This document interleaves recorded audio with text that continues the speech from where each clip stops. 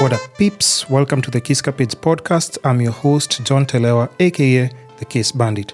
And in this show, we explore the key elements that shape our fulfilling existence, from health and well-being to financial success, meaningful relationships, and the pursuit of happiness. We cover it all. Our guests include experts, professionals, and everyday individuals who have remarkable stories to tell. Tune in to learn practical tips, gain valuable insights, and discover strategies for personal growth and transformation. Whether you're seeking to improve your health, build your wealth, enhance relationships, or find lasting happiness, we got you covered. Welcome to today's episode.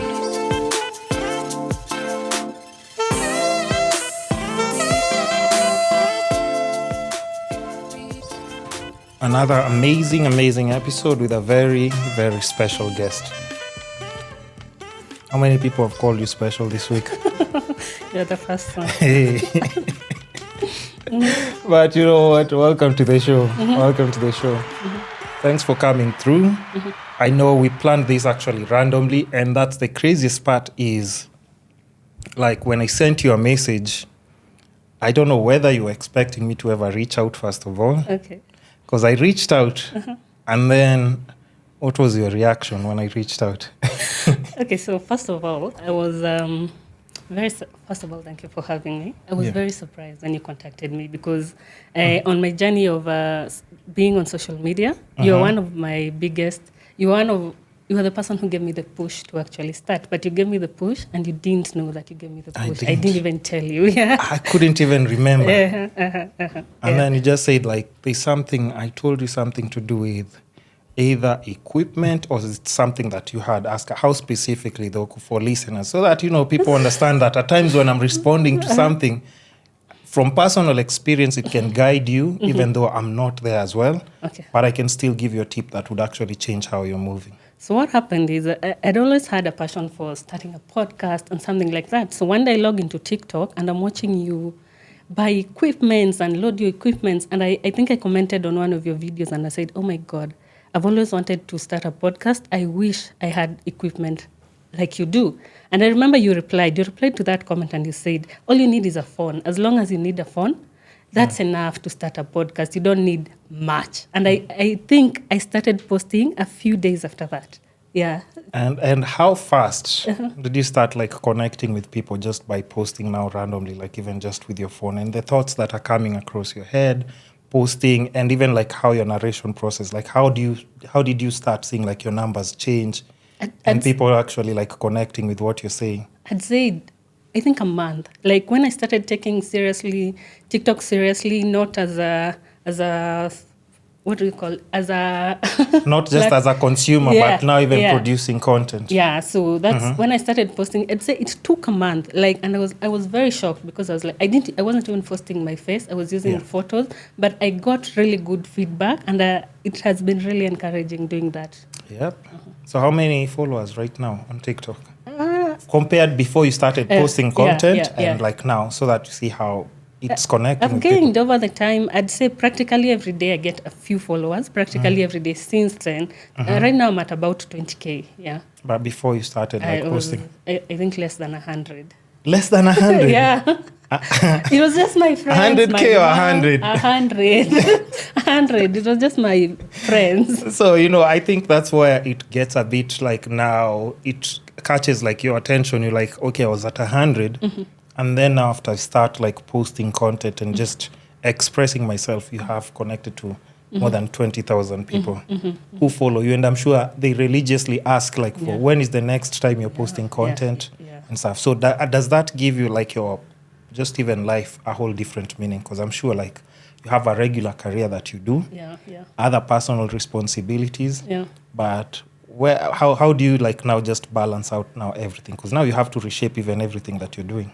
I'd say my content has really given me a sense of purpose. It is most aligned to what I've always wanted to do for the longest time. So right now I really enjoy doing it. I love doing it. I feel like I'm making a positive impact, you know, and I enjoy helping other people as well. Yeah.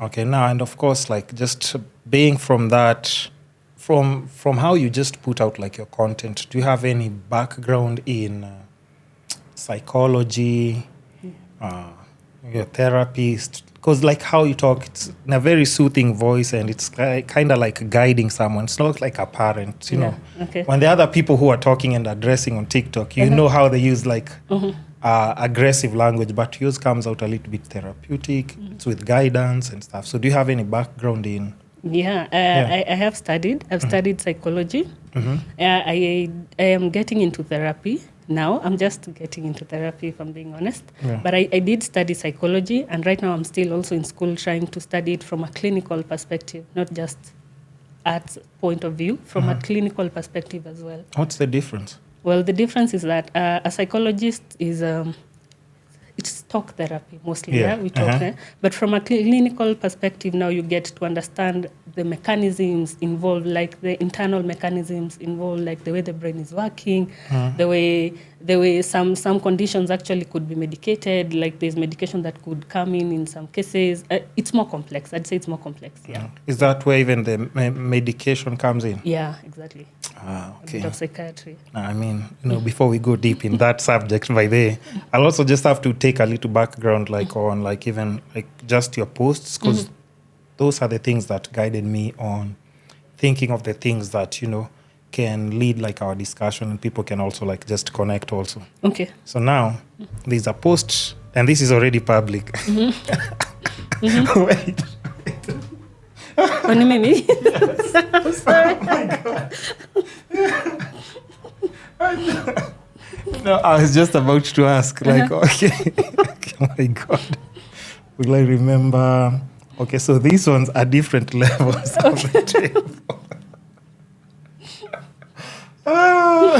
You know what? But we're good. So I don't remember if it was on level 1 or 2, but so hold on. We'll get back to that. Okay. It's not a technical difficulty. We'll still roll with this because I never edit out my podcast. So Okay.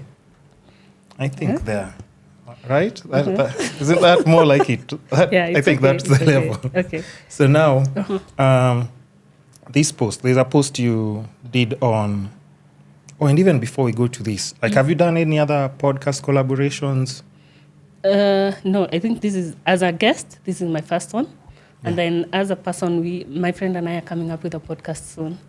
Okay, friend. We see you. Okay. So now, but I think it's so interesting. But that's the thing also with me. Like, anytime I notice somebody doing something online, and even at times people always ask me, like, what made you invite me? Because I don't think, like, I even supposed to be on the podcast. I'm like, no, I think for me to see something that you've posted and it connected to me, it's like, come have a conversation. Somebody could be having like 200, 500 followers, 1,000. So even some refuse to come because they're like, with 100 followers. But I'm like, you said something that I connected to. So just come have a conversation with me and you'll be shocked how many other people, like maybe something you'll say or even the guidance and motivation that you can get from just that personal experience. You live here saying like, what? Actually, it makes sense now. I should actually start my own, or you've given me like, the psych to actually just use a different direction to get somewhere. So now that we've actually confirmed that you haven't done another partnership, when you're popular and Nini, don't forget the people who actually called you first. Stepping stone. Don't tell me to talk to your assistant. No, I can't. I'm really grateful. So you posted this video on TikTok. But the caption said, because this is already public, so I'm not coming up with something here that you can say like, I can't talk about that. Said, saying goodbye to a year, or to the year, saying goodbye to a year. I finally found myself again after feeling lost for so long. For so long, yeah. Yeah, of course, this is definitely something that's 2023, 12th December.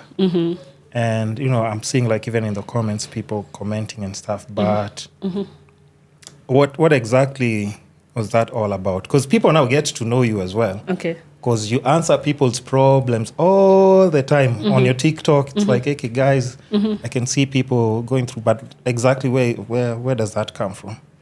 Well, I'd say... you don't have to go all about your personal business, but just, add it to the context, Yeah, context, yeah. So I'd say... I'd spent most of my the last 5 years feeling very aloof, like feeling like I hadn't really found myself. I didn't know what my place was on this earth, yeah? So I'd say now I started to get myself. I started, you see when the fog clears, yeah? The brain fog has cleared. Yeah. I've found myself. I'm finally doing something I really love.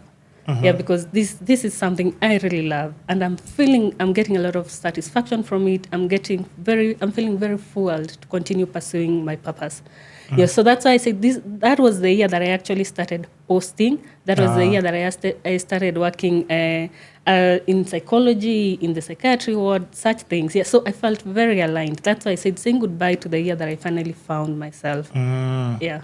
And even when you said working in a psych therapy as well. Yeah, I think that's the year I got into a little bit of that. So now, and even just coming from a curiosity point of view, does that change how you view people after now you start studying things? Because, at times there's a time I used to say like all women are crazy, but I stopped saying that after I actually realized my friends are actually crazy. And then I said, no, I won't use crazy because this is just them being normal. See, but now how do you draw the line between someone who actually needs help and just, because I think as adults, you'll notice everybody has stress. But now where do you draw the line between like someone who actually needs help and this is just normal adult stress? Okay, so first of all, the first question, I think you asked me 2 questions. The first question is, has it changed the way I see people? It has absolutely changed the way I see people. Because once you start to understand how the psychology works, how people work, is that once you start to understand how people work, it becomes very hard to judge someone because there's always a reason as to why someone is doing something. So you start to realize, wait, they're not bad people. They're just traumatized people. They are hurt people. They are people trying to survive, yeah? It becomes a very graceful journey where you are very graceful with a lot of people.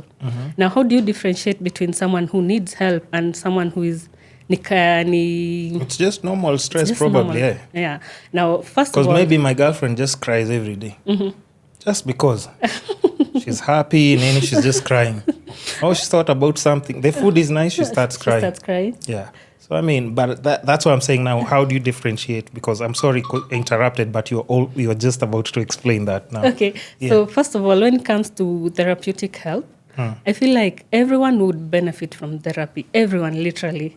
But although some people would need more intense help, but everyone would benefit from therapy because it helps you bring out your true self, which most of us don't know who our true selves are.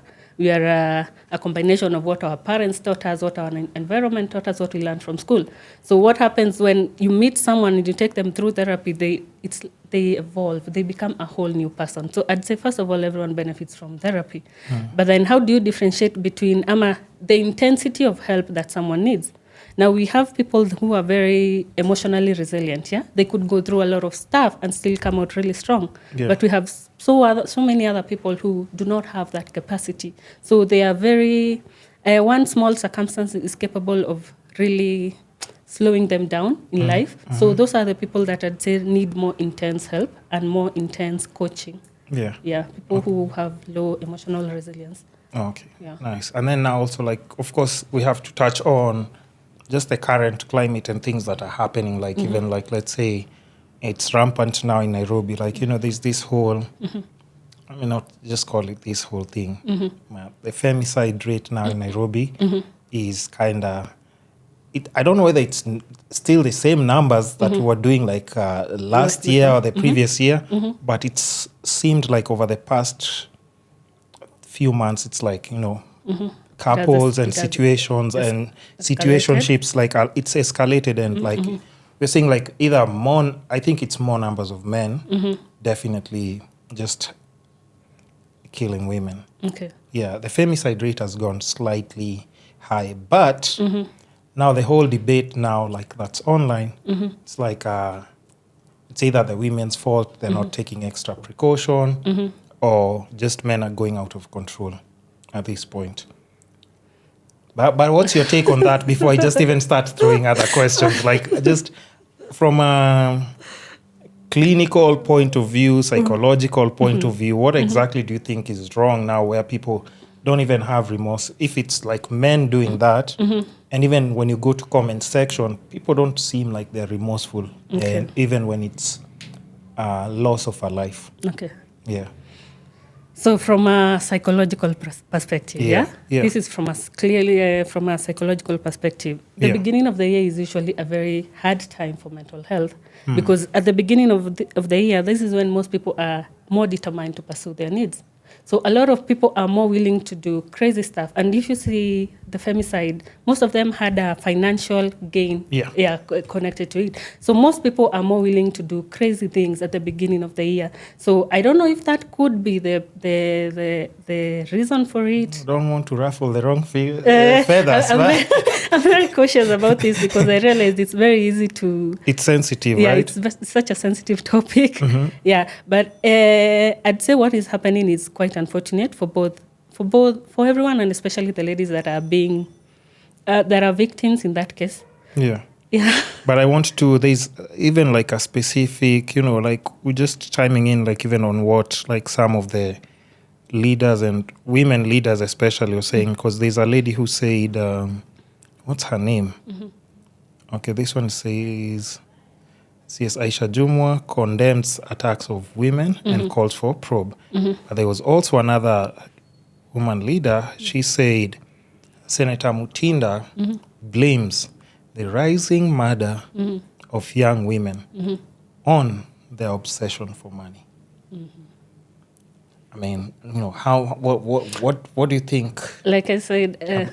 I mean, just your take about her. Because now if it's a guy saying that, now it's a whole different thing. Because now on Twitter, no women who want to hear that. And I think at times it's hard for like men to know how we're supposed to guide like our sisters, our friends, without offending them anymore. Because like, let's say I see a girl going somewhere, she's dressed in a certain attire. I'm not supposed to tell a woman how she can dress, because deep down she's supposed to go where she wants and dress however she wants, regardless of what I think as a man can happen to her. So how are we as men supposed to even like just guide without, So guiding the ladies, yeah? Yeah. Because, when I'm guiding them, these are people, it's not like when I'm saying something like that, it's just out of care. And I wouldn't want something bad to happen to you. That's why I think you'll see even in the debates, there are guys who are telling girls, like, why are you going to see these guys? And in fact, there's a girl who said, like, she said she would rather be dismembered by a Nigerian guy than get her back broken by a broke Kenyan man. And I was like, you know what? So how am I supposed to respond to such a person? Because this is also like a whole attitude thing where, they're saying foreigners treat like, Kenyan women way better than us. Okay. I mean, I just want to know your take.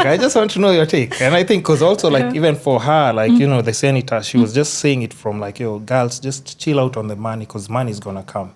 But of course, a lot of young women right now, the pressure comes with also social media. Because celebrities are posting cars, houses. People are actually building houses every end of the month. I don't even know why they're buying so many houses. Okay. So just the greed for money and like how are people supposed to go about that? Or what's your take though?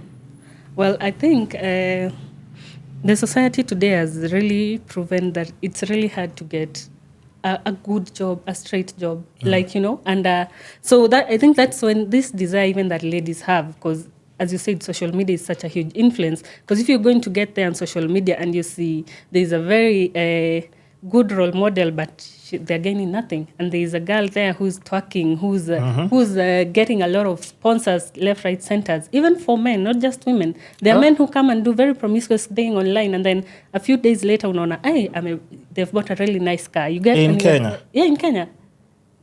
On TikTok? Yes, on TikTok. Like you can clearly observe, you see how you can see the projection of someone? Oh yeah, true. You start seeing the background has changed, the lighting is different. Oh, yeah. True, and you're like, okay, and this guy probably comes there and does very... Yeah. So I think that's sex sells. Yeah, if you're being honest, sex really sells. Yeah. And that's the path a lot of girls are going to take if you're going to graduate and not get a job. But see, it's their body, their choice. It's the body, their choice.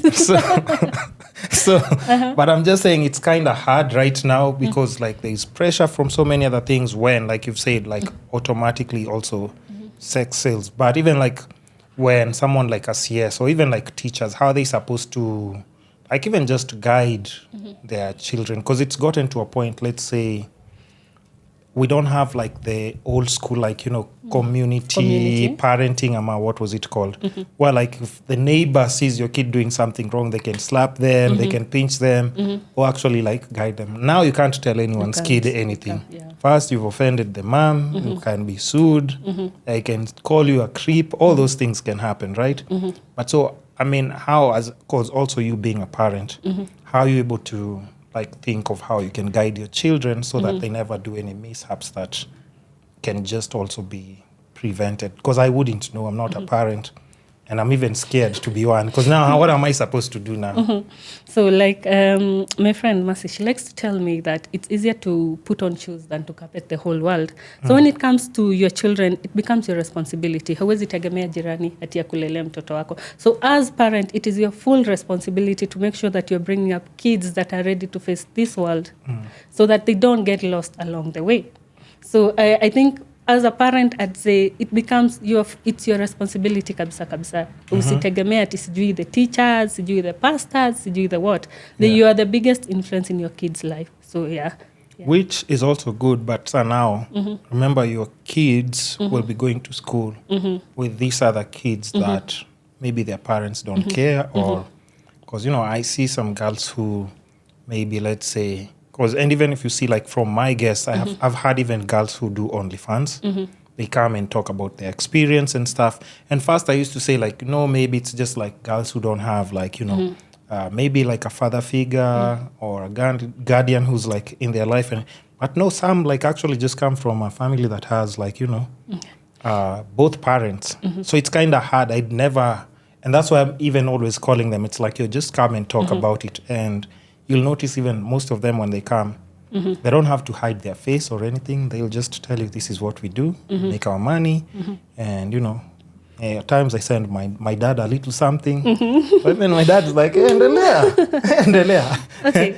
So first of all, if the first question you asked me is how they're going to school, yeah? You said the kids will go to school. And they'll mingle with other kids. Now, according to psychology, as long as you get the first 5 years right, you never have to worry again. Just the first 5 years, that is when they are developing, that is when they are forming attachment styles, that is when they are forming their identity. So if at that point they form a strong identity with themselves, then it is very hard to be influenced by other people at school.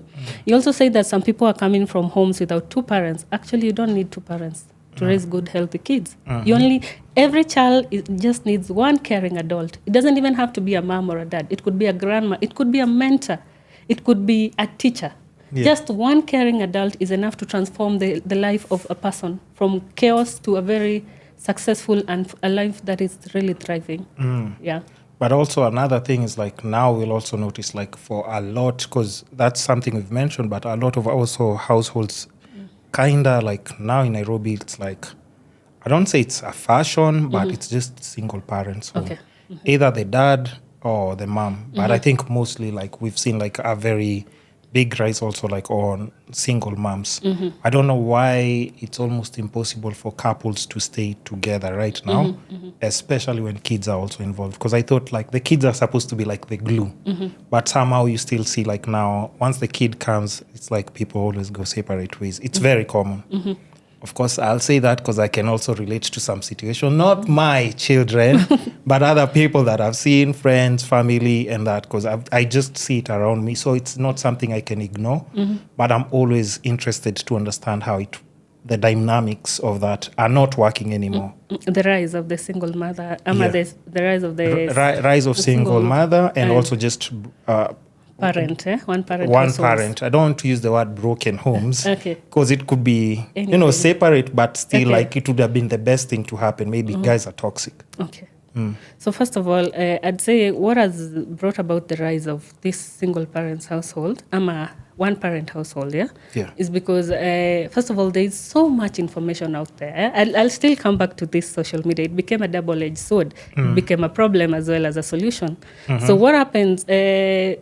Social media can tend to fool you into thinking that other people are being treated better than you're being treated by your spouse. There's better out there. There's better out there. It can fool you into thinking that you have a lot of options out there, and that's a problem that was not there kitambo.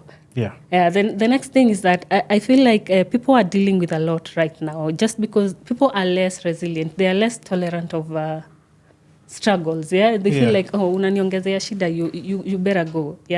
And then I feel like women are generally more empowered. They have the option to work. They have the option to do own property, all these things that were not there in the previous generation. So when as a woman I feel like I own property, I have income, I can do a lot of things. Then I feel like, okay, as a man coming into my life, you better. What are you bringing to the table? What are you bringing to the table? Because and now I'm asking for more from the man. Kitambo, all you had to do as a man is pay school fees, do what? Pay rent. That's it.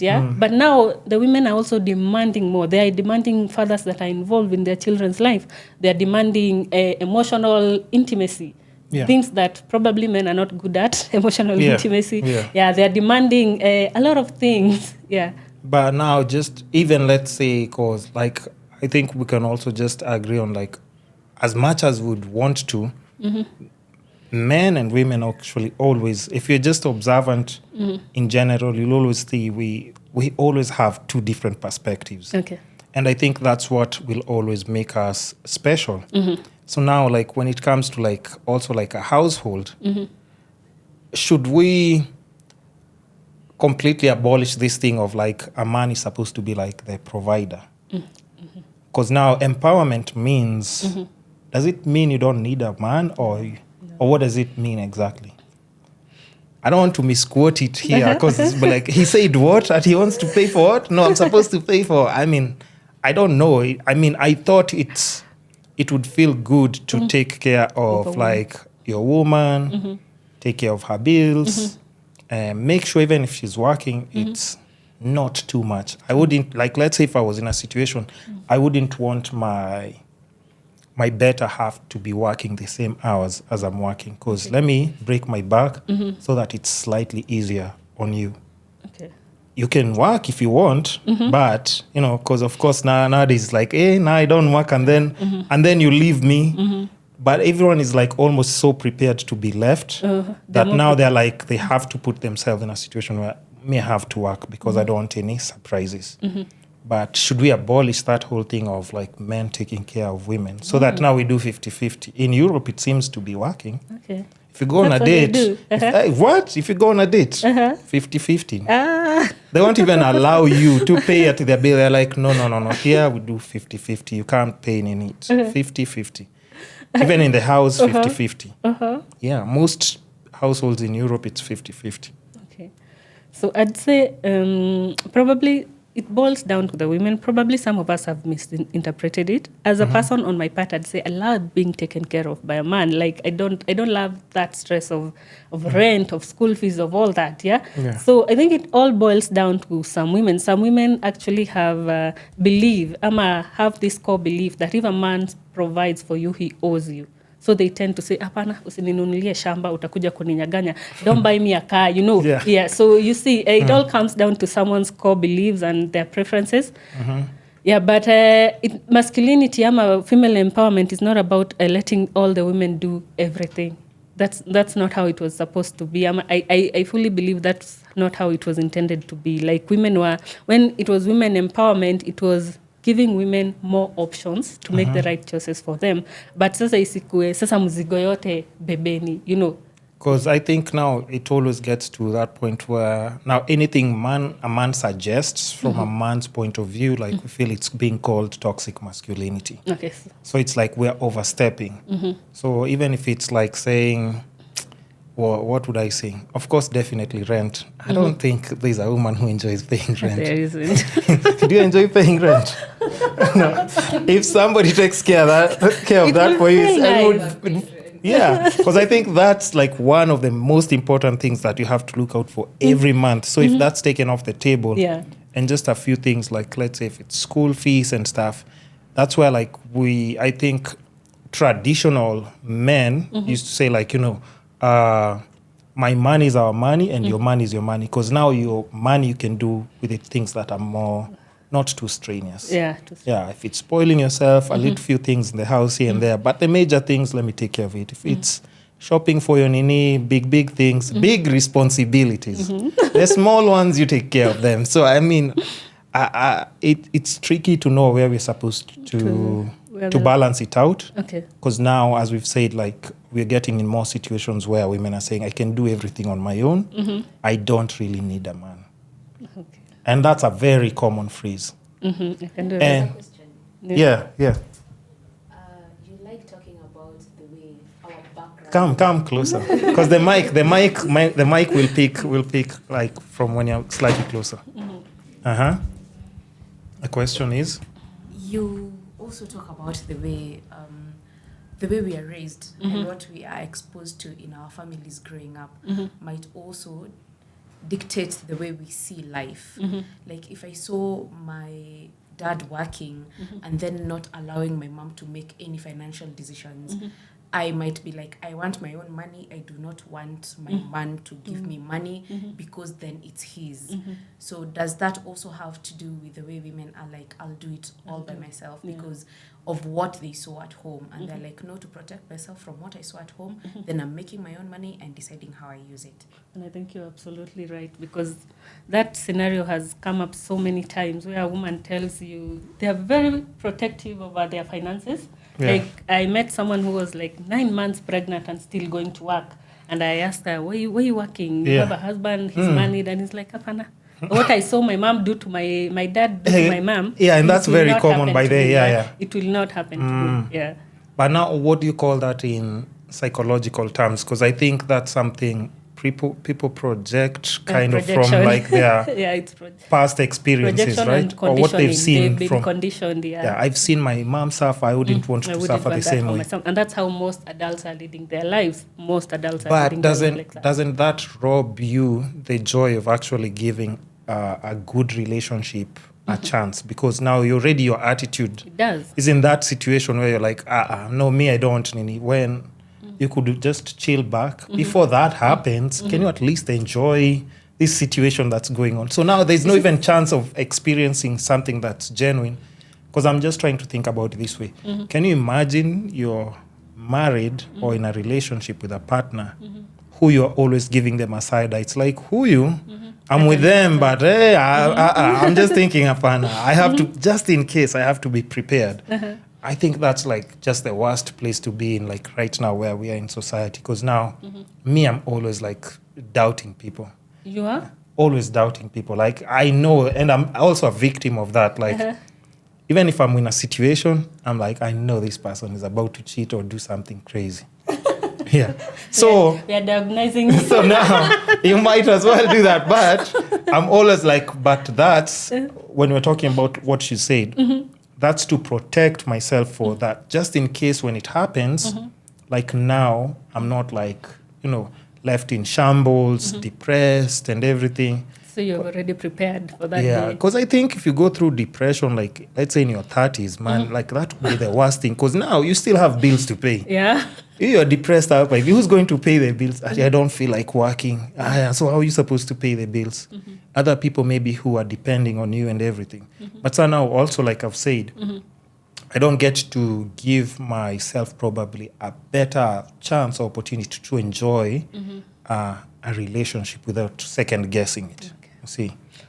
So, but from a clinical point and everything, and we're not just talking about me, we're talking about in general. It's not about me now.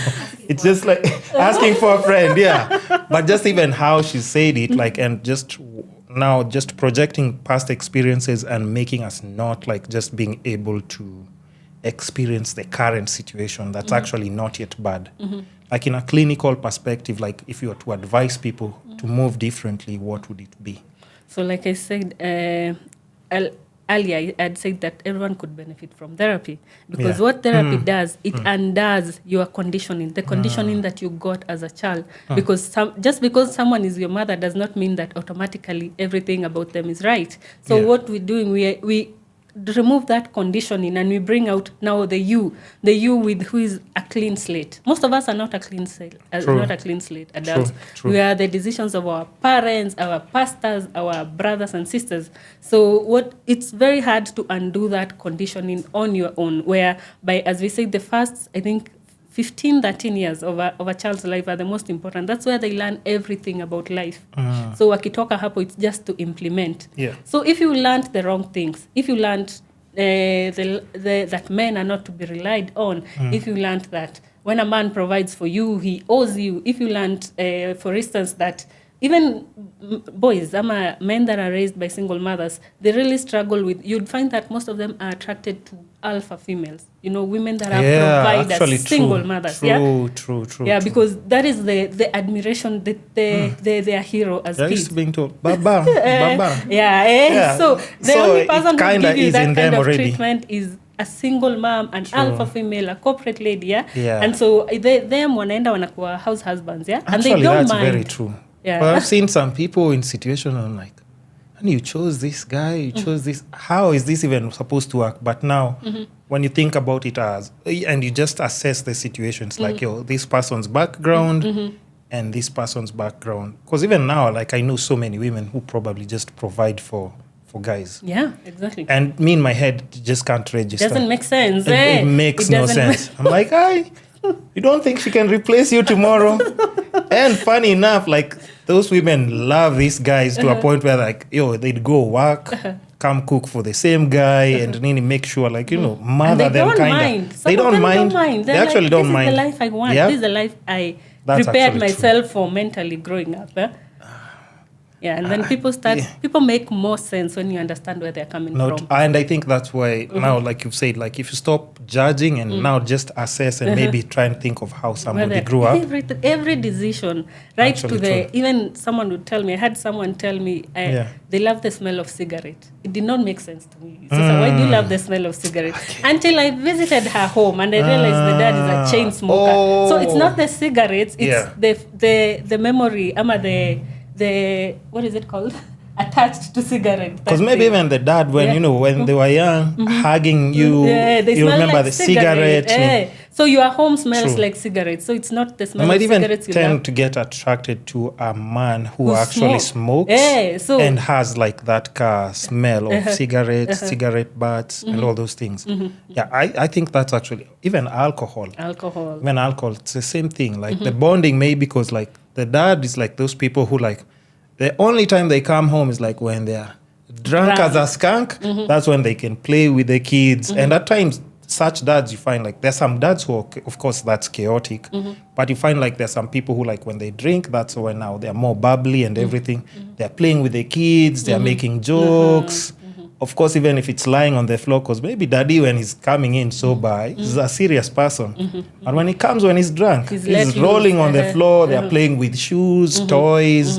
So all those memories, you can remember a bit of alcohol, scent. So someone like that is most likely to find someone who doesn't drink boring. Like of course. You don't drink. I cannot date men who don't take alcohol. You're not a man. You're not a man. You don't drink. Oh, true. I think. Yeah. I think. Yeah. I think another aspect would be if a father smoked and was a good father. So this girl will always think when they will never know because some of these things are really they're in our subconscious. So when you're making these decisions, you're not aware of them. So the smell of cigarettes makes you feel safe because your dad made you feel safe. So you have all these amazing men around you, but then you've never felt safe because there are some things. But then you find this one. You felt safe, but then it was neither here nor there. And then you find someone who smokes. And because your dad made you feel safe and he was a smoker, now all of a sudden he has 17 red flags, but then he makes me feel safe. You're just like, but I can't explain it. He just makes me feel safe. And you know the craziest part even about that, it would be like, let's say normal dads when they are smoking, it's when, let's say, they're taking like a break maybe from the house or something, or even if it's morning, they're walking out to do like a smoke session, maybe if they're not smoking the house, just out of respect of the family and stuff. That's the time probably they'll also be giving you as a kid like pocket money. It's like, yo, you're going to school, okay, here's the pocket money. So even the money he's giving you that you're going to buy mandazis, and it has that smoke, Nini. I'm telling you, Aki parenting, jeez. Another really interesting dynamic is of a girl who grew up with an absent father, whether emotionally absent or physically absent. Now that girl, when they don't know what to do with a man who's present. They'd be like, hey, actually true. And it's not like they don't love you. Yeah, I think do. That they love you, and that's but just your absence. It makes them like now miss you or feel a bit of love, calling you, even arguing with you. Like, I haven't seen you, haven't called me. But when you come around them, it's like, because doesn't do anything for them. Because when you are like abandoned, that's all you know. You know Actually being true. Abandoned. You don't know what to do with a man. That's when even a man will come and tell you, I love you. Nini ni mbaya na wewe? Unataka nini? What do you want? Yeah. But now there's something that I would also ask. Because now all these things that we're talking about, like the more playful side things and things that excite kids, still instilling good memories for their kids. But now, how do you explain, because these I've just never understood by then, maybe like as women you can also like just maybe tell me whether it's from personal experiences or people you've seen. Now women who get like just abused by their partners.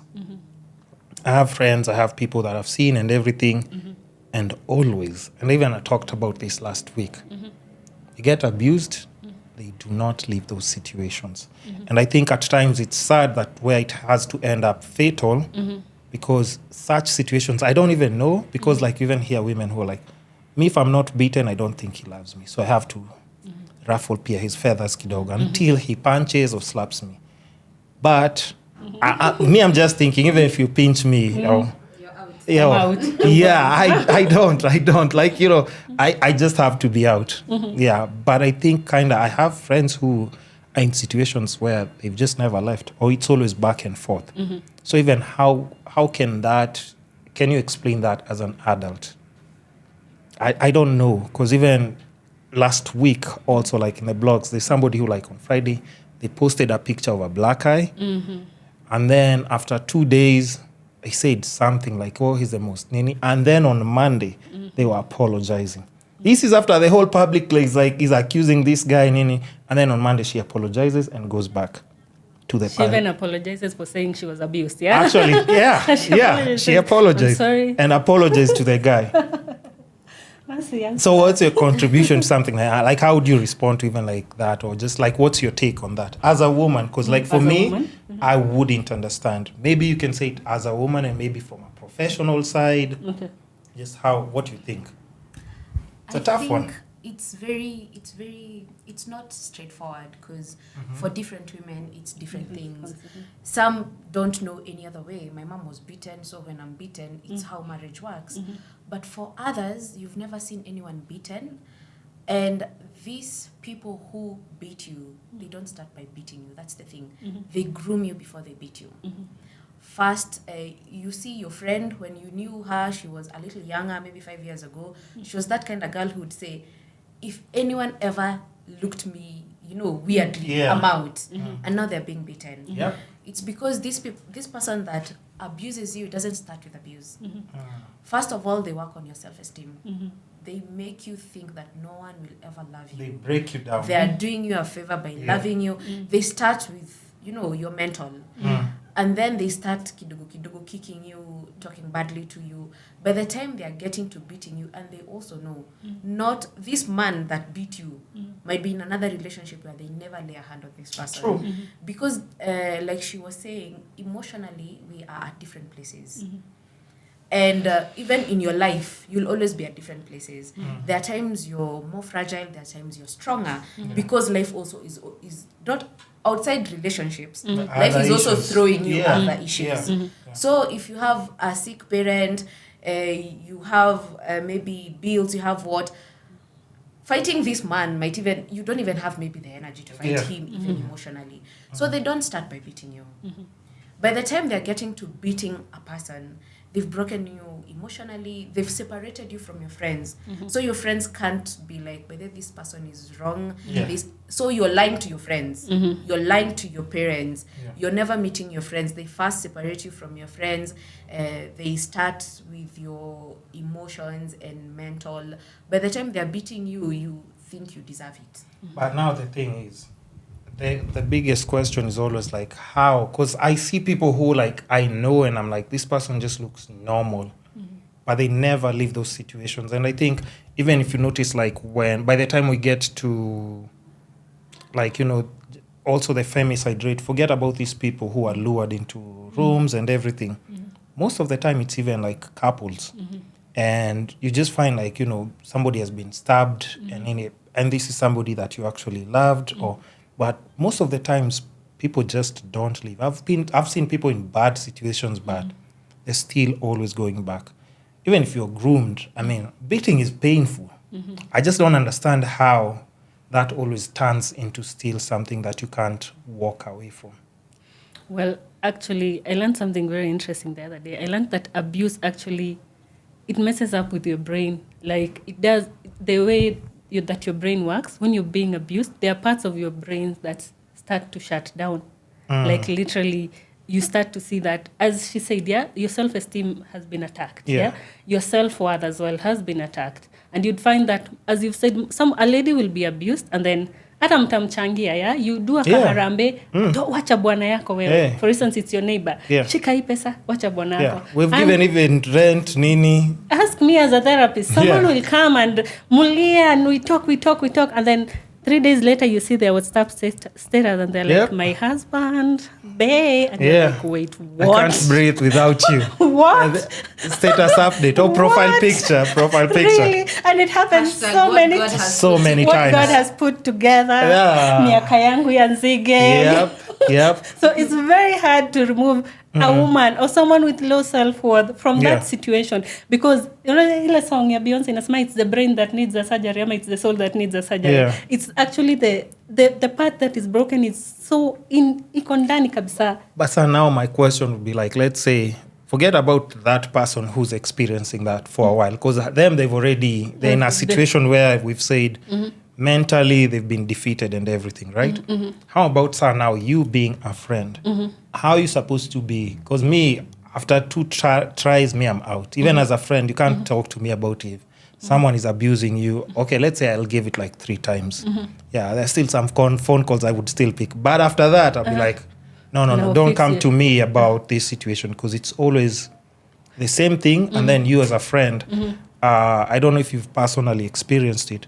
If somebody comes to you like and they're being abused or in a situation like that's toxic, 1, 2, 3, 4, 5 times. By the time they come to you like the 6th time, now it starts stressing you as well. Even though you're not connected to the relationship. Me, I don't sleep with you guys. Sleep in the same bed. In fact, maybe I wanted to be invited. You've never invited me, but you guys always sleep together, do everything together, but all the stress that this person... When it's bad, you come to me? Yeah, when they're being abused and everything, now that's when now they come to you. Now that starts weighing down on you as well, as their friend. So are you supposed to still be there as a friend or like tell them like, okay, you just go? Because now I also need therapy because of your husband or because of your wife. That's not fair. Instead of getting married. Imagine. Actually, that's true. Because of like, you see what people are going through. Even now it gets to a point of, because an example would be like, let's say, I know so many people who are in relationships, right? And they all cheat. They all cheat. Like, or let's say 90% of them cheat. Now, as a single person, you're like, what's even the point of getting married? Or even being in a relationship? Because you start with a relationship, get to know the person before you get married. You're like, these people are in committed relationships, but yet they all just cheat. So, I mean, I don't know how I'm supposed to be as a friend to people who are in such situations. Should I avoid them? or should I just mind my business the way I do?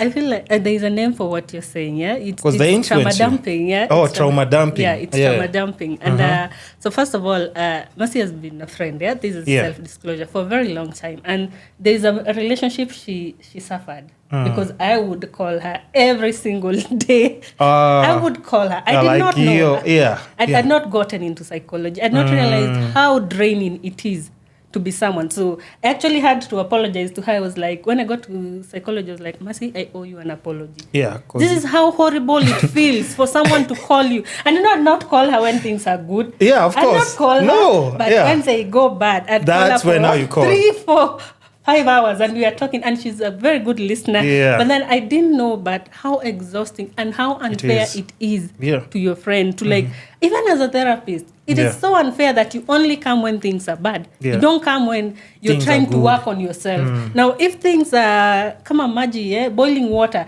Now, when you come to sessions, I cannot help you grow or something. First, and it can't even be fixed immediately. You have to go through a process. With Kevo and Brayo again. Yes. Now we deal with Kevo and Brayo.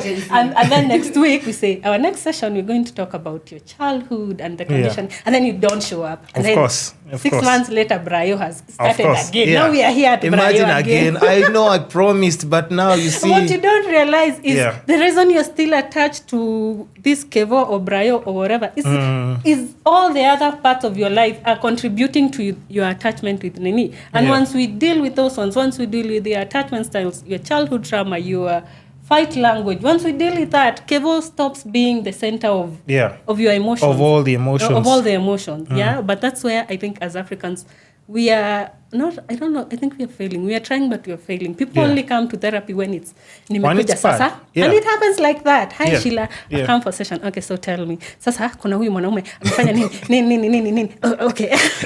And then we talk about that.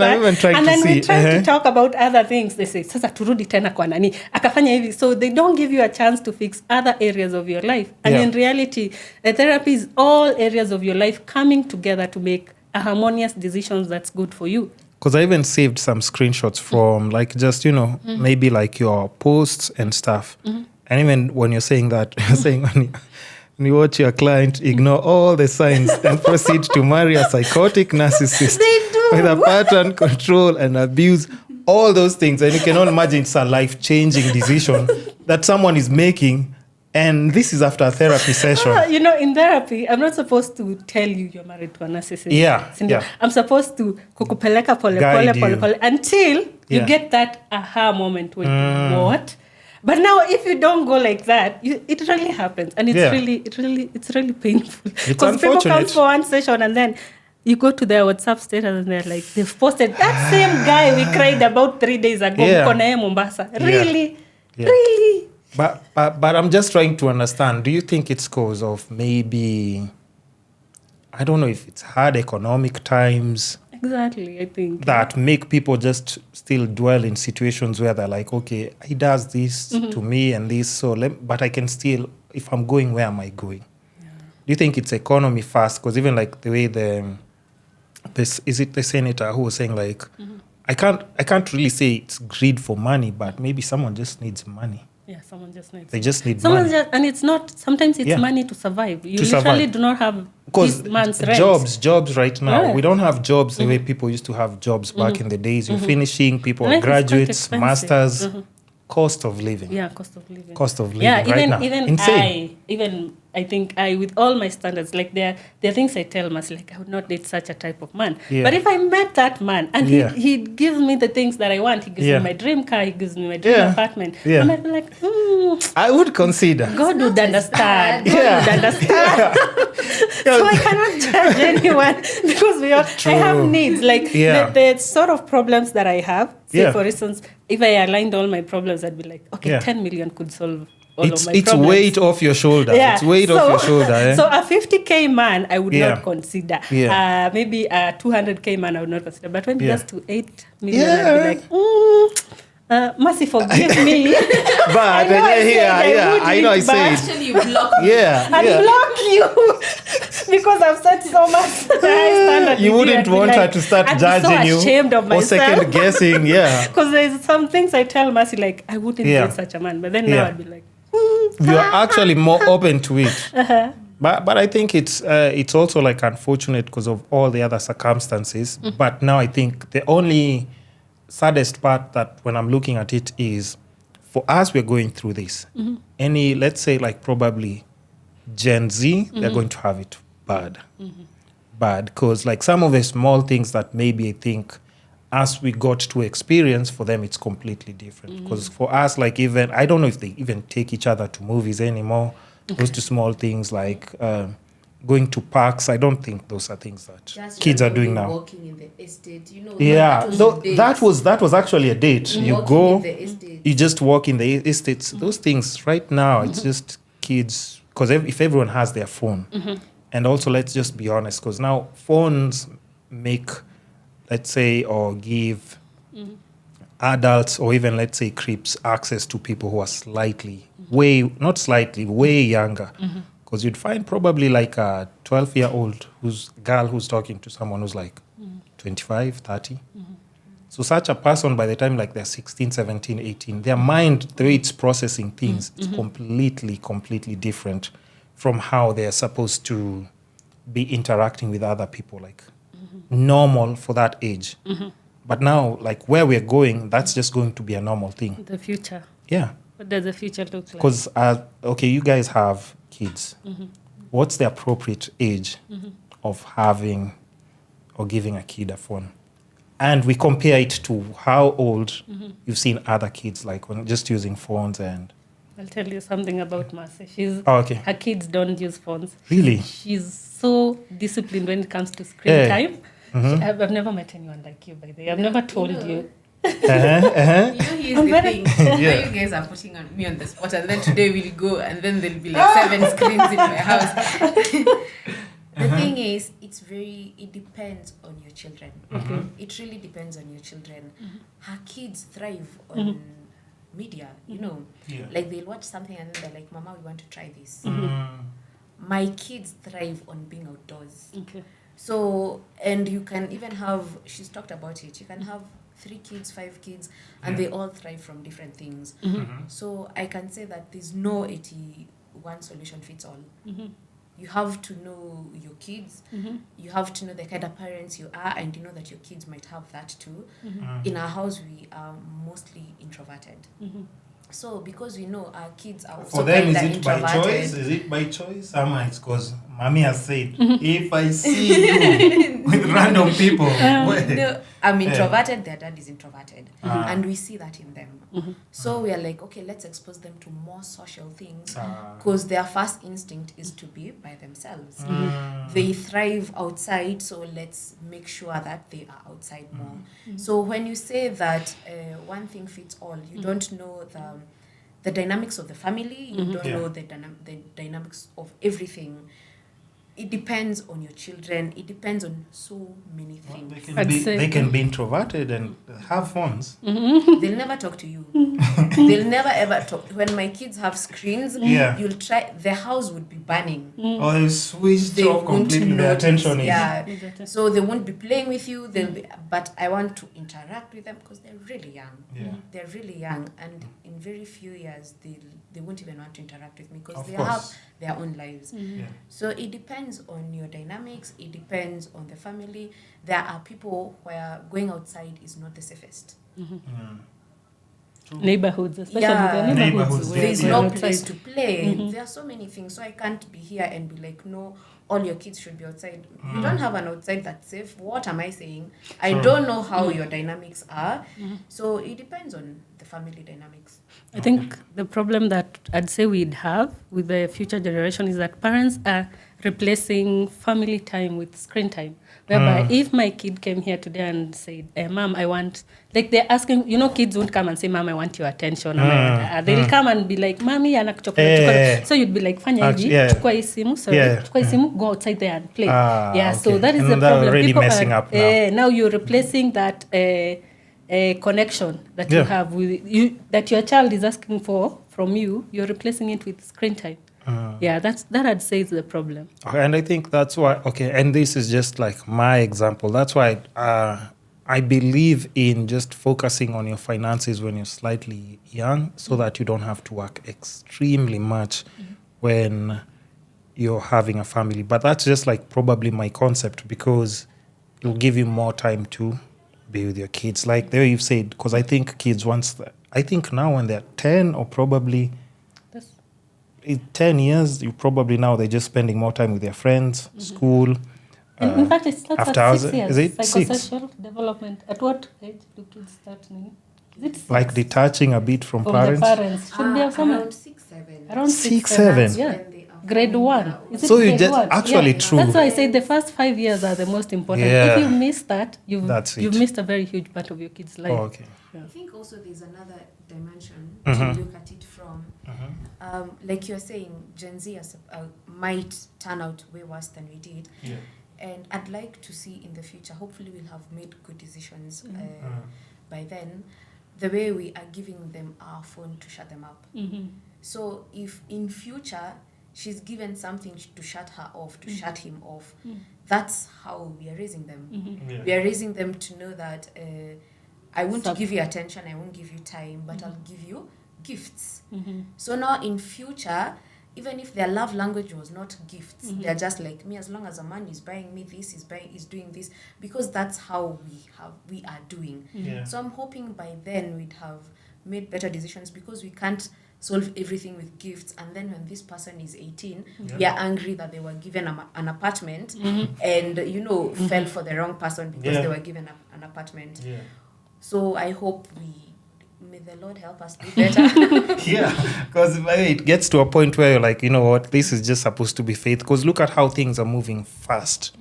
And now when you see like even just how, because I don't know whether you guys have seen like even on social media, like by 18-year-olds are already finessing people cash like online and proudly doing it. And then, We had this conversation with you yesterday where we were saying that there are mothers who actually send their daughters go sleep with that man. That's Face. that's actually a thing. That's a thing. Yeah. So it's not 18. Like the conversation we were having involved like a 12-year-old. Yeah. Where we were like, wait, her mom is okay Go with tell your that. grandma To give you this, and she can see it's not for Yeah. family needs. Yeah. It's for wants. Yeah. So in future, what are you going to tell your kid? You can't be like, don't marry. Actually, you'll be the parent who's like, don't worry, he's someone's husband. I'll help you get him. I'll Now get you see, you. now you Yeah. see. I So we think- can't just blame our children. It's We can't not just children. blame all Mothers these play a girls. very huge role. Actually, I think especially for, because I think, I don't want to say like boys are not that sensitive, but I think even if I had a boy and a girl, like I think more protection goes to like Towards the just girls. the daughter, because Yeah. like so many bad things can go wrongly. And I can only imagine like now when we have now young mothers who are actually still doing, they're outside. They're not doing like, they're not playing housewife. They're not. And playing, I'm not saying playing in a bad way. It shouldn't start being here. It's misogyny. Like, your mom playing mom is like your mom playing her role. Your dad playing his role. It's just like a man doing what he's supposed to be like in their household. Okay. So now if let's say your mom is always like outside partying and, she comes home, dad can't say anything to her, or maybe she comes home drunk. Because I don't know, I think I had this debate and we were having this argument. We were like, would you rather your dad comes home drunk or your mom comes home drunk? Okay. Which, if you had to pick, like someone is coming to Dad pass for out in the sure. living room, who would you Dad. rather comes to Dad pass for out in sure. the Dad for sure. And I think there's something Mercy loves to tell me. She tells me, when it's your dad that messed up, Mama, when your childhood trauma is for your dad, it's very easy for you to navigate life. Yeah. Most of us were traumatized by our fathers. Yeah. But when it's your mom, it hits. It like, scars it you really differently. hits. It will scar you differently. There's no club for that. There's no club for scarred by mothers. Yeah. So you're not many. Yeah. But for dads, you even find that your friend will give you coping mechanisms. Yeah. She's also in the same boat. Yeah. Mm-hmm. Yeah. There's also something you asked and we kind of didn't answer it. and you asked about young girls who maybe they're hungry for whatever reasons, and they're finding themselves in relationships for money. Yeah. First of all, let's make it clear. Not all of them are there because they're dying of hunger. Many are there for the lifestyle. Let's just be and clear. Influence, Yeah, right? and influence. Yeah. Many of them are well fed, they are well clothed. Your parent has paid shelter. your parent has paid for a hostel. So you don't need it. Actually, if I think about it right now, like for most that I've seen and maybe like I know, they come from houses where like they were given everything. Yeah. They're given everything now. And an example would be like, unfortunately, but she was also my friend, Starlet.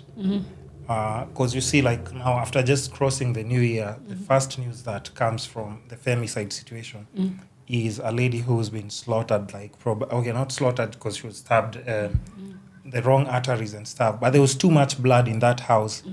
And now my thing is like, that's somebody I know, right? And I was still confused a bit, but I didn't understand why. That wasn't the confusing part. The confusing part came in when I saw the face of the guy she had gone to meet. I was like, you know what? I was like, okay, listen, this was confusing, but now I'm completely confused. Because even if the cops were to do something, they're supposed to ask this guy, exactly what did you say to her? Because I think everyone was concerned about that. It's like the way she looks and this guy, no way. We don't understand. We can't put two together. Because now, if we actually honestly go to family, mom is well off. Mom has a nice car. Brother is doing well. I mean, so we're just like, no, we need a whole other explanation. But now I think that's where the influence comes in. Also, lifestyle. There's that, and also with growing up, you're going to have trauma at some point. Because remember that your parents are people. When they're bringing you up, maybe your parents have gotten laid off. They're dealing with stress in another way. There's in-law drama, there's nini. So at some point, they're going, and then remember parenting, you only know if you did a good job looking back. When you were there, sometimes you fumbled. All of us were raised by human beings. So I feel like sometimes you find that these girls who are going for the money and for the lifestyle, maybe there's something, if you feel, if for real, it's not for the money, you don't need the money for real. That is why she's saying that therapy is for everyone. You're asking yourself, why can't I just be okay with what my parents are giving me? They're already giving me enough. Then get into therapy. Get to know, where did it start? Where did it stem from? Because when you're young, the thing is, even now, even when you're old, your life is made of one decision at a time. You make one good decision or one bad decision. And then when you make good decisions, mostly good decisions, you look back and you're like, I had a good life. When you make mostly bad decisions, you look back and all decisions compound. They compound. It's not just one decision. This one decision is going to compound and lead to another. So we've already said, we're not talking about those ones who are already starving nanini, because they are very few. They are very few. Very few. Yeah, and even when helping them, it's very many facets of help. Like, there are very many ways of helping them, because now this person is hungry. Are you going to come and changia for the coffin after they're dead? So helping them has to do with psychology, has to do with empowering them financially. It's very complicated. So we're not talking about them because they're few, and we can't help them by talking on a podcast. And also, I think teaching about contentment. Most people assume that you go to social media and you see someone has a better life than you. And it's a big lie. All of us have. You see someone doing unboxing videos every week. But when you align everyone's life, I always apologize every time I do that. And I'm telling people, please. I always tell people I've worked hard for a very long time. So it's not like I'm in my early 20s and that's why I'm doing this. So I always try and make sure. Because even when you see like in comments, someone's like, yo, in another life, I'd want to be you. I'm like, no. Look at this. You work for a certain duration, you'll be able to do this for yourself. You'll be able to do this for yourself.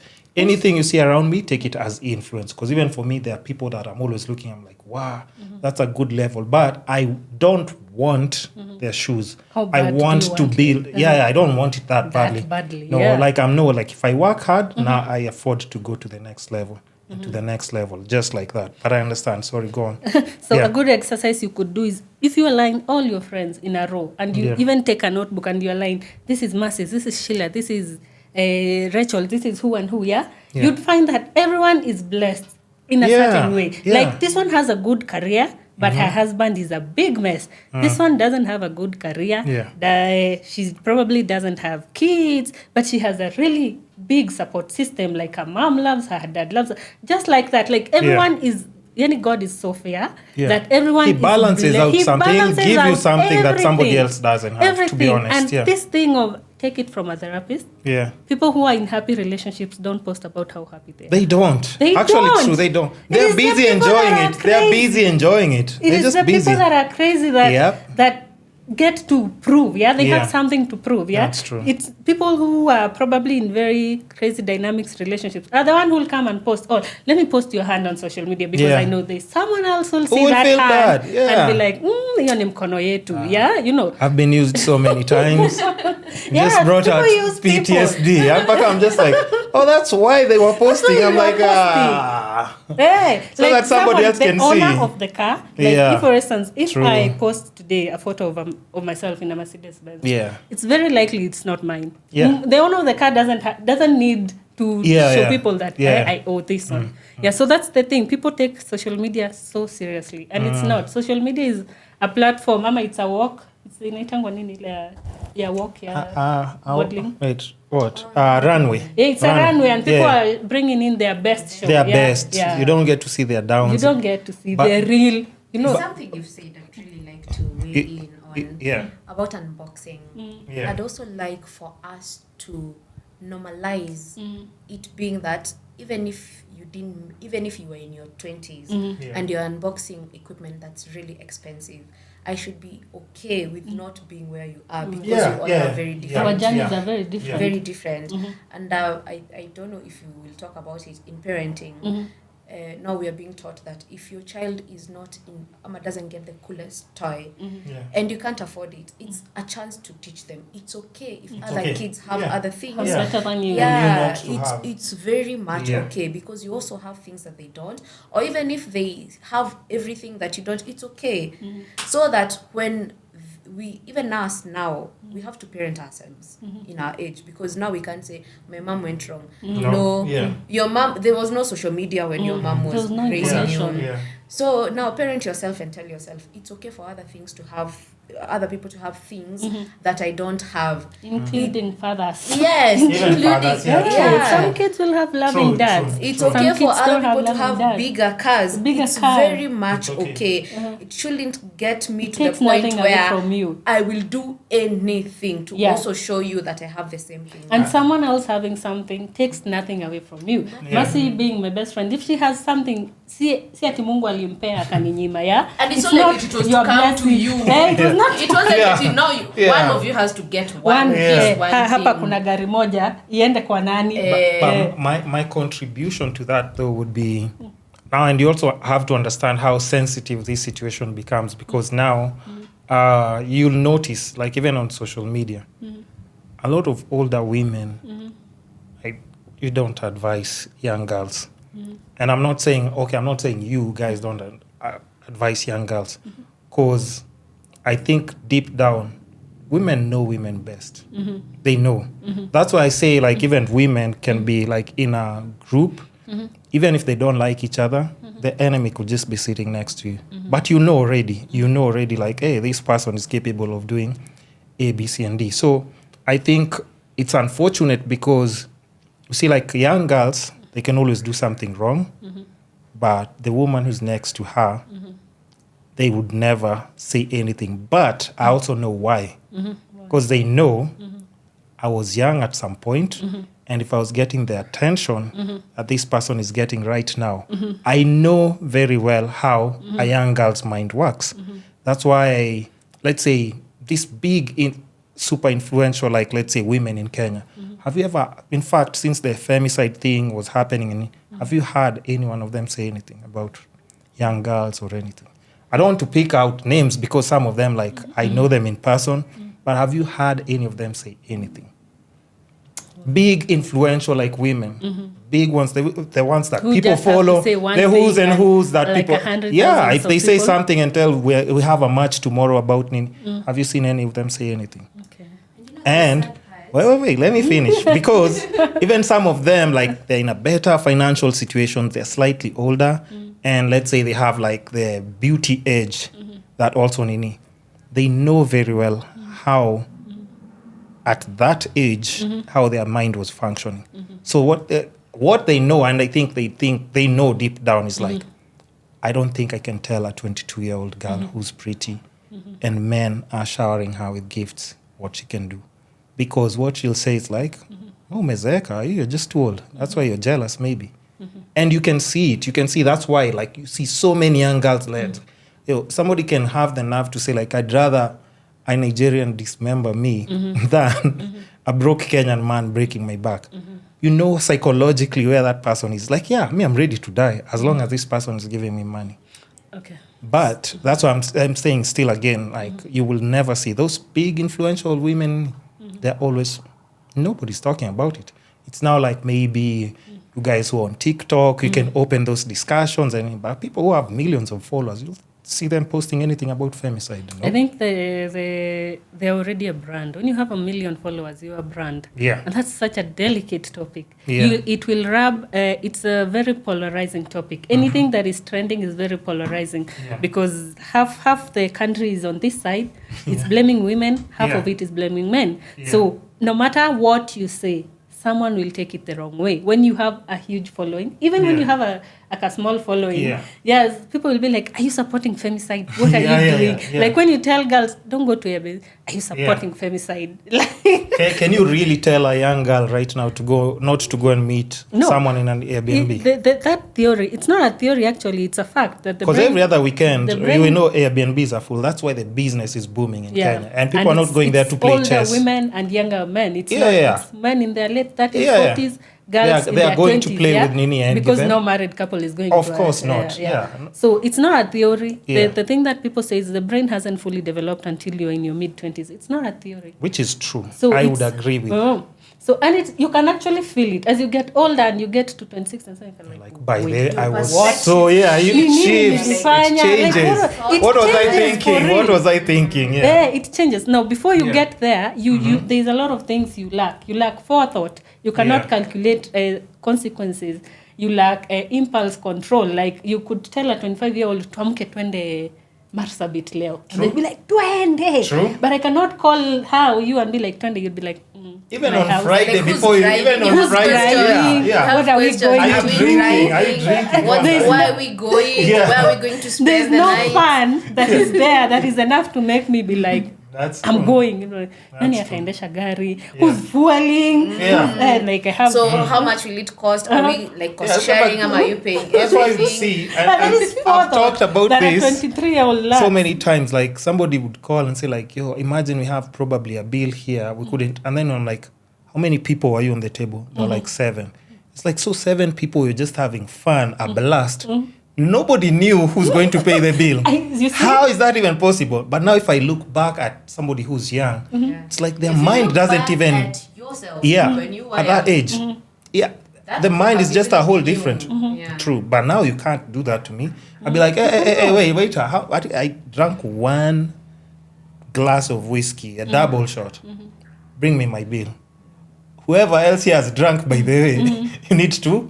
And I think that's just how, like, now, when you get to a certain age, you start taking accountability and you just think things through before cautious. You're not going with impulse. They've said you're not going with impulse. You're not going with the impulse, you're going with cautiousness. Would you go and meet Matara even in public? Even no matter how even in rich public. you are. I'd have so many questions, even I'd kill the mood. And you know, that Kill the vibe, be like, hey, we are partner. No. That song for Amelina sang some song with some dude Kitambo, and it says that ujana ni moshi na hauna ujuzi. Like it goes so fast and you're not wise then. And this is when you're forming your life. You know, these are the decisions that are deciding how your life is going to be. Some people are very blessed to be able to change their life further on even after the mistakes that they made. But some have paid with their life. So I think for the young people, what I'd say is, imagine no one is jealous. Yeah. Because whoever these older people, whatever they're telling you, is the same thing your mom would tell you. And there's no one who has your back like your mom. Yeah. There's no one on earth who has your back like your mom. So if I'm telling you, if I'm an older person telling you something that you're like, even my mom would never tell that, even my aunties would never tell me that, then you might think maybe she's jealous. But if the advice I'm giving you is the same, you know, by this time, you already know. If you get yourself in a mess and you call your mom, you already know even the words she'll use. So you already know the advice your mom would tell you. Yeah. So please, just, it's hard to override that thing for it. You're young and you don't have forethought, but it's possible to override it. You can. It doesn't mean that because it's hard, it's not doable. Plus now the consequences are more harsher than from guys for Kitambo. So you also have to understand, like, even if you're coming from Gen Z, you're supposed to even sharpen up much faster. Because we can't just keep saying they are young, but it's also for somebody who's like past 18. That's why they have an ID. You see, because if they're going to like a hotel room meeting some old guy who's like 50, 60, I mean, that's why the person for the reception is like, okay, sir, welcome. Can I have your ID? Nini. You're both consenting adults. But now if you go to somewhere like Mombasa, where you find these old white people walking around with 14-year-olds, 13-year-olds, 16-year-olds. Yeah. See, like we've said, they are sent by their parents because they're bringing back home a little bit of... Yeah, so nobody's paying really much attention to it. But now, I mean, also, I don't know. But what's your take? You wanted to say something? Yeah, I feel like when you're younger as well, success looks different. As you get older, it changes. But when you're younger, success is a big car. It's a nice house. It's exquisite things, yeah? So because I've had a lady inboxed me on TikTok and said, "Hi Sheila, I want you to mentor my daughter." And I'm like, "How old is she?" She's 18, 19. And we set the meet, okay? And the girl is coming. She's driving a better car than you. She looks better than you. She has a more expensive phone than you. I mean, even the imposter comes like, wait, she should be the one mentoring What are you me. supposed to? How are you supposed to guide her now? Yeah. Like, what am I supposed to tell? And this lady is honestly concerned. She says, I don't know where she's getting this huge amount of money. I know it involves a very powerful politician. Now, am I willing to risk my life with a politician? And this lady is going to tell her, the politician, kuna mama pale, ananiambia ni wa China. Now, am I willing to lose my life like that? So in that case, it's like, but I'm also, from your mistakes. I think that's also something that you've mentioned, and I think that's very important. I think at times, even as parents, and I talked about this in the podcast before, like, I don't think there's anywhere, and me, I'm a guy, I would have walked in the house with something that's expensive without my mom just asking me. Even, I think even growing up, even when I earned it, I was like a bit hesitant of showing and actually explaining how I could manage to get such a thing. But nowadays, like, I think when like a mom says something like that, like, I don't know where my daughter is getting this. That is a healthy mom. I'm even us. Now, you are unfortunate, employed, you have your own money, but when you buy something expensive, your mom is like, come on. It'll be like, now you have to downplay it. If you bought it at 12K, you have to say, 2,000. Yes. 2,000. You have it wasn't that expensive. Because a parent who is a good parent would be concerned. They'll definitely ask, like, hey, what is happening? Yeah. Who are like, you? This is someone who loves you for you, not for what you can do for them. So they're like, And that's a very good example of what we were talking about. When we were saying that it has to start at home. It has to start at home. Because you see, what makes the society? It's our small families. We meet out here, we call each other society. So if we have more conversations at home, healthy conversations at home, then when this child is coming to the world, they have a healthy outlook of the world. If at home your mom is just looking at neighbors, zile za huyu ananga pesa, and you can see your mom only give respect to people who have money. Yeah, it's true. There's no one who's going to tell you that you can't do anything for money. You will actually do anything for money as long as money. That is so we also have, and when you're talking about society, we're talking about us. We are part of the society. So it starts with everyone in their own home, with your cousins, with your small nieces, with anyone who you have influence over. And you try and tell them it's not all about money. Think about your mental health. Think about the way you feel about what you did. think about the way it affects your other areas of life. So when they look at life and success as a holistic kind of thing, Look at it different. then it won't just be all about the money. Yeah. But if all the information that's coming from home, everything we are talking about is money. Eti mimi mtu mwenye ana earn pesa kidogo kunishinda can never tell me anything. Because how much is your teacher paid, and now she wants to tell me. So there's no way your child is going to go out there in uni and think that money is not everything. After she's in uni, if you haven't given her guidance, she's gone. She's already gone. That's it. Like And even uni, she's gone. physically, you don't live with her Yeah. sometimes. Yeah, so just understand, like, now she's just operating in all the two basics and things that you taught her. You were telling her money is important. She'll even be sending you money, but now you see the things that she has to do, probably survive. You don't even know. I mean, I think it's scary to raise a daughter right now. And of course, anybody who's doing it correctly, like, may God bless you, because others, we have to deal with it, the traumas here that you've already given, like, all your daughter's trauma. So you go to the next one, it's still the same. So, it's kind of tricky. Yeah, especially, let's say, are you raising any boys? I have a boy. You have a boy? You have a boy? A boy and a girl, yeah. That's very nice. At least now that makes you sure you have to balance kind of the two, because and I think even as a woman, you know how you can guide, like, your son. It's like, if you saw your son with a certain, let's say, girl, you already know what you can advise him. It's like, now I'm saying, of course, when they grow up, because they're going to grow up, and that time is going to come, So, but now somebody maybe who doesn't have, let's say, a son, it's only a daughter, and they've preached that for the daughter only, so the daughter just knows money. But any mom that you always know who has, like, a son, if you ask them that question, they're always like, that girl, apana, my son, no. Because moms know as well. Something that we have, it's a trick. Is it a trick, or is it a mechanism that we came up with Mercy, is that you have to undo a trait that you see as it happens. You don't wait immediately. You don't wait for your son to get to 18 mwambie pombe ni mbaya. No, you do it as you grow up. Like mukitembea hivi kwa barabara and you see a drunkard on the road. Like you go and you take that as a learning opportunity, and you tell your son, you know what? Why is that man lying there? They're lying with alcohol. You take that, and especially even for daughters. Yeah. Especially for daughters, whereby your uncle will come. Like, for instance, my brother would come and give my daughter, hey, chocolate, and my daughter will jump, hey, uncle, and let her chocolate. Now, you go and tell them, just because uncle loves you, it's chocolate, but it has nothing to do with the chocolate. Uncle loves you, irrespective of the chocolate or not, whether he would have brought the chocolate or not, they still love in there. So that they stop to objectify. Actually, true. Link love with objects. Love with objects, and nivo too. Parenting is not that you fike 18 and then you tell your child, here is the list of the things. Here are the good things and here are the bad things. That it's makes no sense. It's conditioning that you do as they grow up, whereby you tell them, your friend tells me, like, for instance, my daughter will come. There was a time she had a really rich friend. Now that rich friend, they used to go for vacations every day. And now my daughter is like, hey, sisi atuendai party. Wako na gari ine. And you have to tell them we are not the same. In fact, her parents were way older. Her parents are in their 60s. They have 30 years ahead of me. So we are not the same.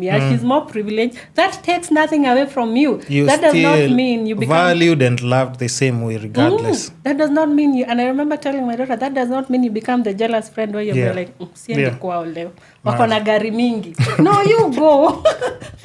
It's not a competition, Okay, hold on. I'm just trying to see how much time we have. Okay, we have like 15. Okay, let's say 12 minutes there. Okay. So we have like just 10 minutes to maybe, I think, wrap it up as well, But I think, I think just basically, I think adulting is hard. Okay. And now all other things, and the unfortunate part is like things keep evolving and we also have to adjust. So methods that were working back in the days, they can't apply now. They can't. You can't just come with a kiboko and beat a kid. It won't fix them, make them change. You have to actually, now you even have to have that verbal conversation proper.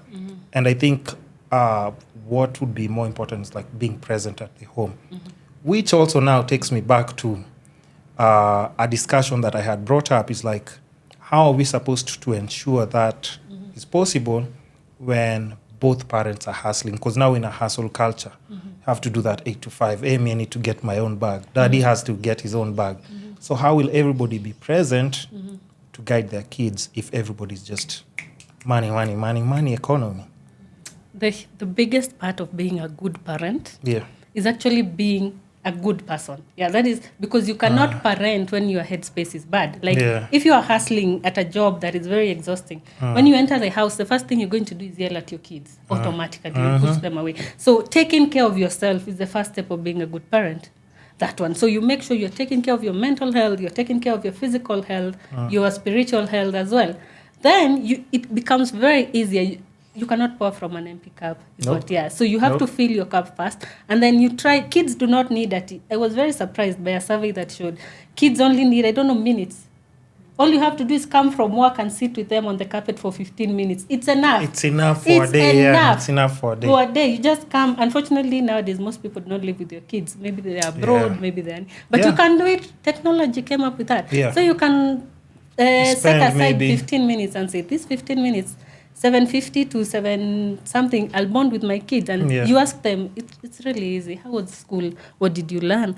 Whom did you play with? You're trying to bond with them on a personal level. Not on a homework level or something. It's not just homework only, because that they're already doing that with they're doing that with the teacher already in school. It's bonding with them at a personal level. It's enough. It's minutes. Literally, everyone can afford that. Even people that are co-parenting. If you're co-parenting peacefully, it's possible. Yeah. Keyword is peacefully. Because I know a lot of people are not in peace when it comes to that, because that's a whole other different topic as well. And I think also, I know we've touched on quite a lot of stuff, but I do want us to save the rest of the conversation for a part 2. I don't know when you guys can also just, you guys are celebrities out there. If you can still make time to come and see me when you're doing your seminars and everything. But if you ever have time again, we can actually schedule a part 2. Because I think so much to talk about. Yeah, because I think even once you come to the podcast now, remember when I told you it's going to be 1.5 hours, you thought it was going to be? It's very all that long, time. We've already, the memory card is literally almost filled up. So I think we'll just make time for definitely a part 2. But your insights are also so special, because now these are coming from people in situations and also raising kids. And I think also I always want to hear women's perspective as much, because I'm a guy. I know how guys think and everything. So even in my platform at times that people be like, Kwan, it's just women. It's no, relax. I'm a guy. Don't we want to understand how they're thinking, how they move and nini? And then you'll always find we can't say men, it's easy to say all men are the same. I understand when that can be said, because we are almost women. A complex. It's a whole different script from everyone. So I think it's just interesting to be able to know why somebody is moving like this, why another person. That's why today I'll have a doctor. Tomorrow I'll have a pilot, engineer. Tomorrow I'll have an OnlyFans person. The other day I'll have someone from an NGO, so that you just see how different people think and why they move the way they move, and they still be able to survive every day. So anyway, let's save the rest for part 2. Okay. But tell people where they can find you, what else you have going on, the podcast plan that you guys also have. And, just plug yourselves in the podcast.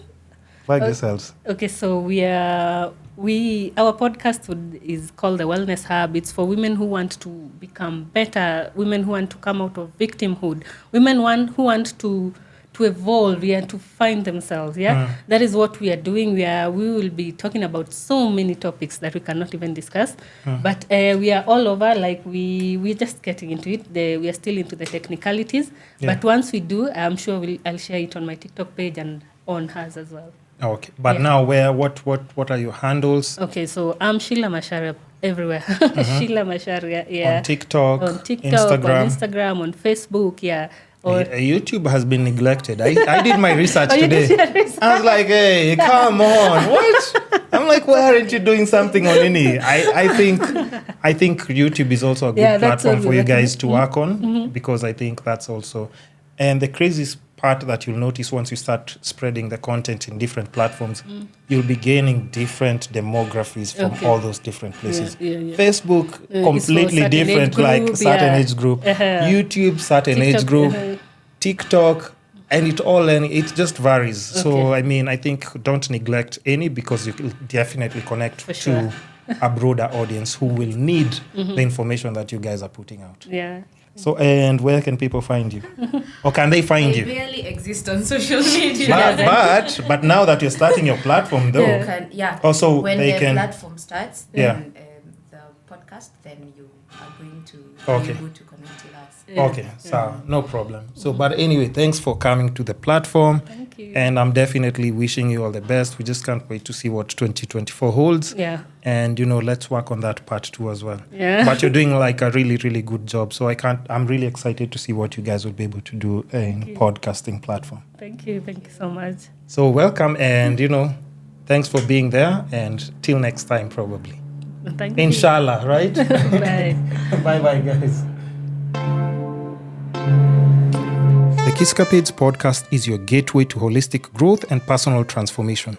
Together we'll unlock the secrets to living a life of health, wealth, love, and happiness. So make sure to tune in every week and join us as we explore the essence of what it means to truly thrive.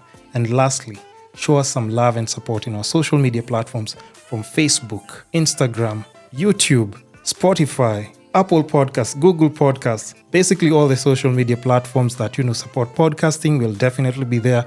Even with the short clips and reels, you can find us there. And lastly, don't be shy with feedback, suggestions, or any questions that you might have in regards to the episodes or our podcast. It's the Kisscapades Podcast. Goodbye.